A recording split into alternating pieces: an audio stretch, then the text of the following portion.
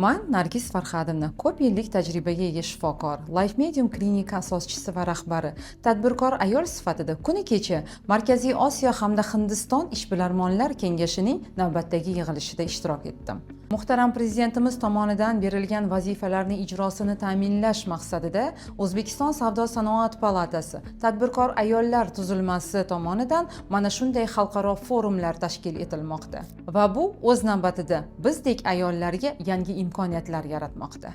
Mazkur forum mintaqaviy hamkorlikni rivojlantirish, iqtisodiy sheriklikni mustahkamlashga qaratilgan muhim tadbir bo'ldi.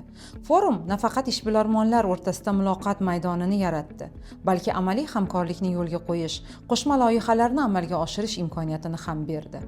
B2B uchrashuvlar doirasida bir qancha xorijiy hamkorlar bilan tanishib, o'zaro fikr almashdik va samarali kelishuvlarni amalga oshirdik. Men uchun muhim maqsad aholiga sifatli va qulay tibbiy xizmatni ko'rsatishdir. Xorijdan malakali mutaxassislarni jalb qilib, yurtimizda aholiga, qolaversa ayollar va bolalarga eng yuqori sifatli yordamni ko'rsatishdir.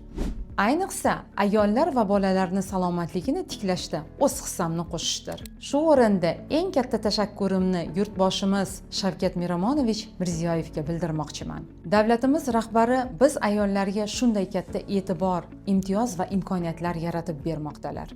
Ham imkoniyat, ham sherik, ham maydon, ham ishonch beryaptilar. Bizdan esa faqatgina mazmunli va samarali mehnat va vatanimizga birozgina fidokorlik bilan xizmat qilish talab etilyapti.